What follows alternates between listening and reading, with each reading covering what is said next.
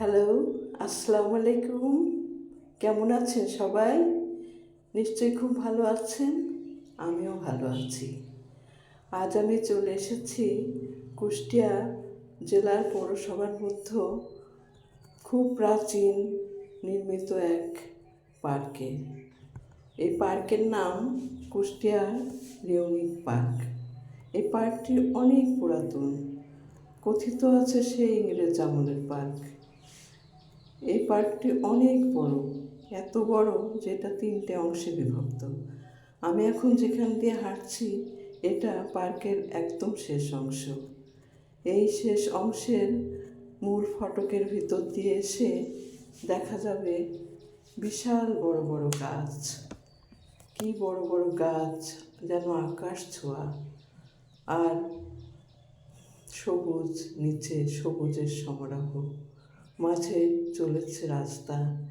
এই রাস্তা দিয়ে হেঁটে যেতে যেতে কত কিছুই না মনে পড়ে। নির্জনে কবিতার সমাহার, কিন্তু এখন এই রোদে কবিতা তো ভালো লাগে না।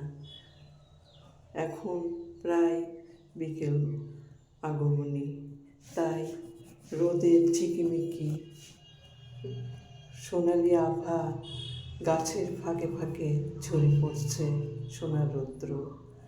আর নিচে শ্যামল সবুজ আবছায়া মায়া।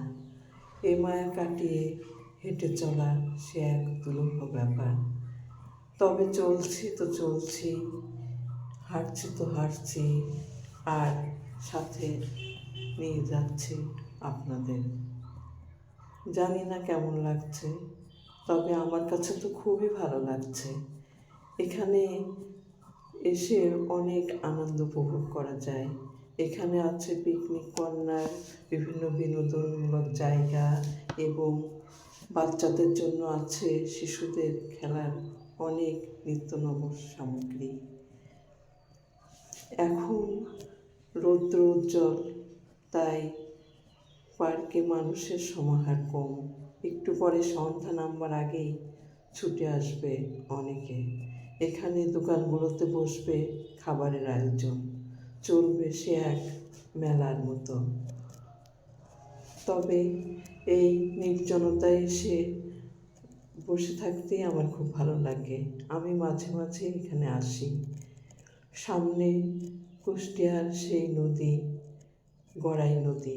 এই গড়াই নদী ভিতরে আছে অনেক কিছু, অনেক গল্প।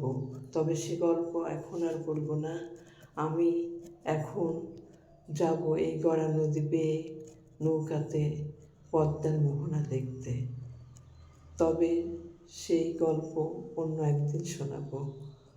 সবাই ভালো থাকুন। খুদা হাফেজ।